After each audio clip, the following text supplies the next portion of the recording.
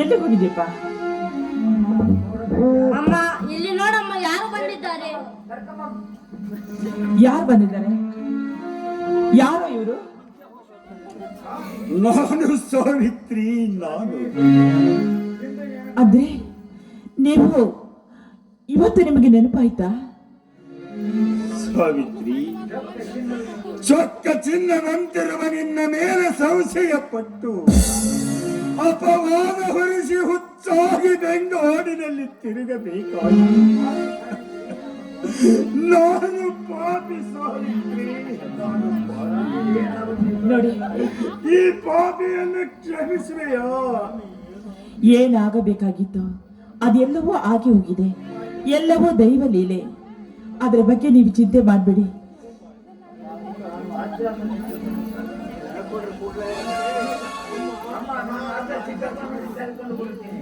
ಅಮ್ಮ, ನಾನು ರಾಜ್ಯ ಚಿಕ್ಕಪ್ಪನನ್ನು ಕರೆದುಕೊಂಡು ಬರ್ತೇನೆ. ಹೋಗಿ ಬೇಗ ಬಂದ್ಬಿಡಪ್ಪ. ಸಾವಿತ್ರಿ, ಇಂಥ ಮಗುವನ್ನು ಪಡೆದ ನಾವೇ ಭಾಗ್ಯವಂತರು.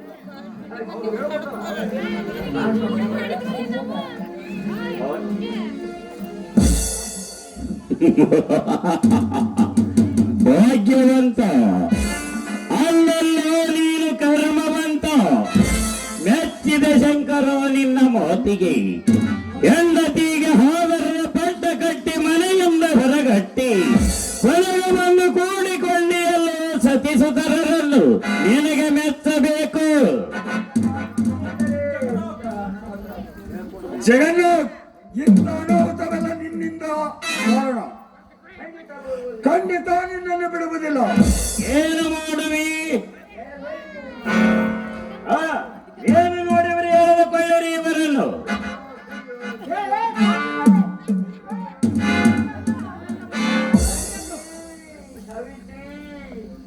ಸಾವಿತ್ರಿ,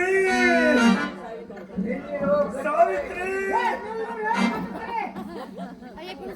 ಮುಂದಕ್ಕೆ ಬರೀ ವಾದನ ಮೂರ್ತಿ.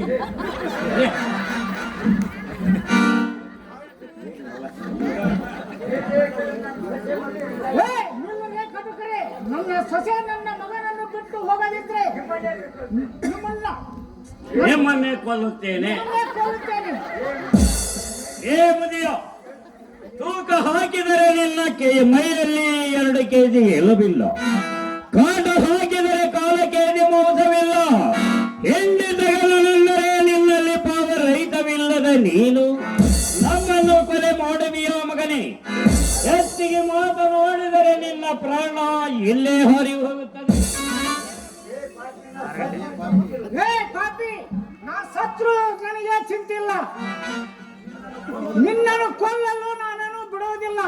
ಒಂದು ವೇಳೆ ನನ್ನ ಮಗನ್ನ ನನ್ನ ಸೊಸಿನ ಬಲಾತ್ಕಾರದಿಂದ ಎಳ್ಕೊಂಡು ಹೋಗಿದ್ದ ಕರೆವಾದ್ರೆ ನನ್ನ ಹೆಣದ ಮೇಲೆ ಒಯ್ಯಬೇಕಾದಿತ್ತು ಜೋಕಿ. ನಿನ್ನ ಆಸೆ ನಾನೇಕೆ ಬಿಡಿಸಬೇಕು ನಿನ್ನ ಅಭಿಲಾಷವನ್ನು? ಹಾಗಾದರೆ ಸಿದ್ಧನಾಗೋ ಮಗನೇ.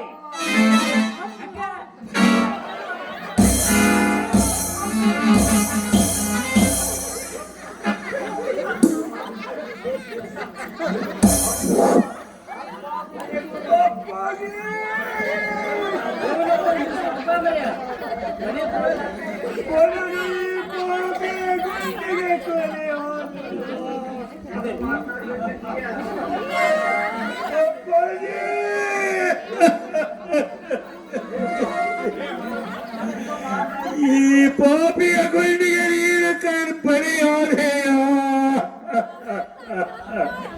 ಏನಪ್ಪಾಗಿ?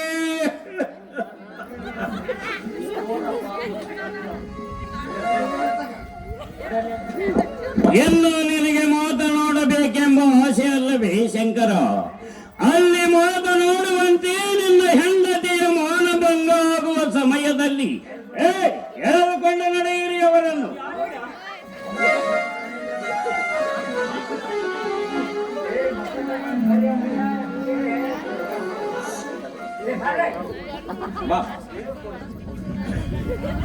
ಇದೇನು ನಮ್ಮ ಮನೆಯಲ್ಲಿ ಸುಸಾನದ ವಾತಾವರಣ ಏರ್ಪಡಿದೆ ಇದೆಯಲ್ಲ? ಅಪ್ಪಾಜಿ, ಬಸವರಾಜ, ಬಂದಿಯ ಮಗು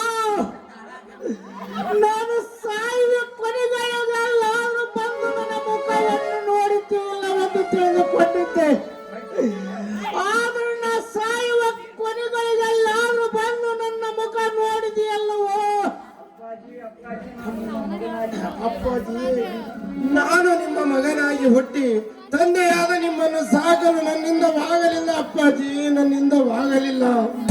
ಇಂದಲ್ಲ ನಾಳೆ ನಿಮ್ಮನ್ನು ಕರೆದುಕೊಂಡು ಹೋಗಿ ಎರಡಾಗಿದ್ದ ಮನೆತನವನ್ನು ಒಂದುಗೂಡಿಸಬೇಕೆಂದು ಶ್ರಮ ಪಡುತ್ತಿದ್ದೆ. ಆದರೆ ನೀವು ಆತ್ಮಹತ್ಯೆ ಮಾಡಿಕೊಂಡು ಬಿಟ್ಟಿಲ್ಲ ಅಪ್ಪಾಜಿ. ಆತ್ಮಹತ್ಯೆ ಮಾಡಿಕೊಳ್ಳಲಿಲ್ಲ ಮಗು. ಮರ್ಯಾದೆ ಬಿಟ್ಟ ಮಗನ ಮನೆಯಲ್ಲಿ ಕೆಲಸವನ್ನು ಮಾಡಿಕೊಂಡು ತಿಂದುಂಡು ಬಿದ್ದಿರುವ ನಾನು ಆತ್ಮಹತ್ಯೆ ಮಾಡಿಕೊಳ್ಳುತ್ತೇನೆ. ಆತ್ಮಹತ್ಯೆ ಮಾಡಿಕೊಳ್ಳಲಿಲ್ಲ ಮಗು.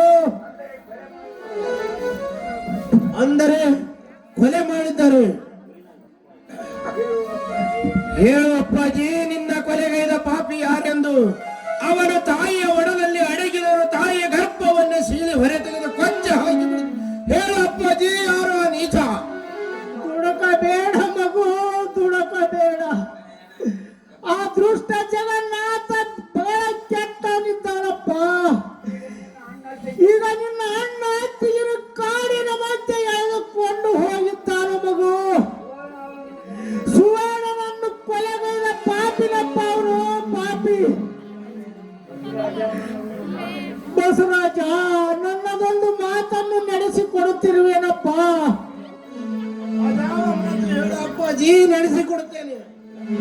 ನಮ್ಮ ಮನೆತನವನ್ನು ಸರ್ವನಾಶ ಮಾಡಿದ ಪಾಪಿ ಜಗನ್ನಾಥನನ್ನು ಸುಮ್ಮನೆ ಬಿಡಬೇಡ ಮಗು. ನಿನ್ನ ತಂದೆಗೆ ಶಾಂತಿಯನ್ನು ದೊರಕಿಸಿ ಕೊಡುತ್ತಿರುವನಪ್ಪ. ಅಪ್ಪಾಜಿ, ಆ ಪಾಪಿ ತನ್ನ ರಕ್ಷಣೆಗಾಗಿ ಸುಡುವ ಅಗ್ನಿ ಬಿಡುವಲ್ಲಿ ನಿಂತರೂ ಕೂಡ ಸಹ ಆತನ ಜುಟ್ಟವನ್ನು ಹಿಡಿದು ಹೊರಗೆಳೆದು ಮುಗಿಸಿ ಬಿಡ್ತಾರೆ.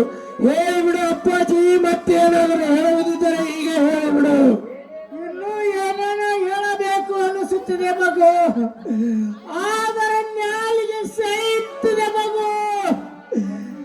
ಬಸವರಾಜ, ಬರುತ್ತೇನೆ ಮಗು, ನೀರು. ಅಪ್ಪಾಜಿ, ಜಗನ್ನಾಥ್.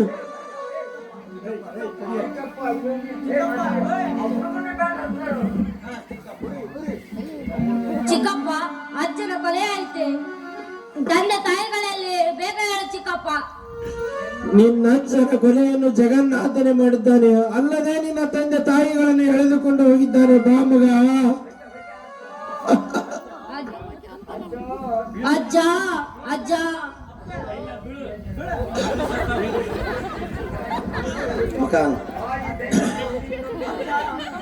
ಅಜ್ಜ, ಅಜ್ಜ, ಅಜ್ಜ. ಗಾಳಿ ಬೆಂಕಿ ಒಮ್ಮಿಂದ ಮೇಲೆ ಸೇರಿದಾಗ ಏನಾಗುತ್ತದೋ ಆ ಬೆಪ್ಪನಿಗೆ ಗೊತ್ತು. ಚಿಕ್ಕಪ್ಪ, ಹೋಗುವ. ಹತ್ತರೇನು ಪ್ರಯೋಜನವಿಲ್ಲ. ಬಾ ಮಗ, ಮೊದಲು ಶವ ಸಂಸ್ಕಾರ ಮಾಡೋಣ, ನಂತರ ಆತನ ಜಗನ್ನಾಥನಿಗೆ ಹೋಗಿ ನಾಂದಿ ಹಾಡೋಣ.